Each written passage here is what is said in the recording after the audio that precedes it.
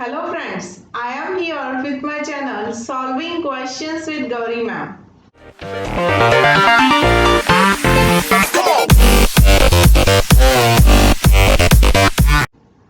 Today let's solve one question from Maharashtra Set Examination 2018. Hydrogen bond can be formed between the pair of atoms such as hydrogen and carbon, hydrogen and oxygen, oxygen and nitrogen, oxygen and carbon. So let's understand what are hydrogen bonds to find the answer for the question. So when we say hydrogen bond, it is a type of non-covalent interaction. It is the strongest non-covalent interaction among all four non-covalent interactions. Other non-covalent interaction includes hydrophobic interaction, ionic interaction, and van der Waals interactions, and hydrogen bond. So hydrogen bond is the strongest among these four. This is formed between two electronegative atoms. When we see the biological system, we find that oxygen and nitrogen are two most electronegative atoms present in biomolecules. So here I have shown the hydrogen bond. As this is an interaction, this is a non-covalent interaction, we always show this with these parallel lines.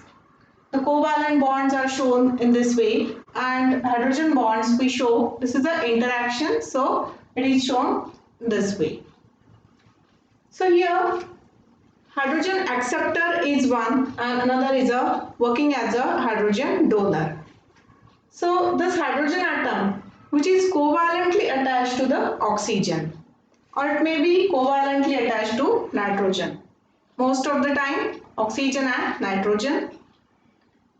This gets interacted with another nitrogen or oxygen present in another biomolecule. Here this oxygen acts as a hydrogen acceptor. Oxygen and nitrogen are having lone pair of electron and are very highly electronegative atoms present in a biological system. So that get participated in the formation of hydrogen bond during the biomolecules.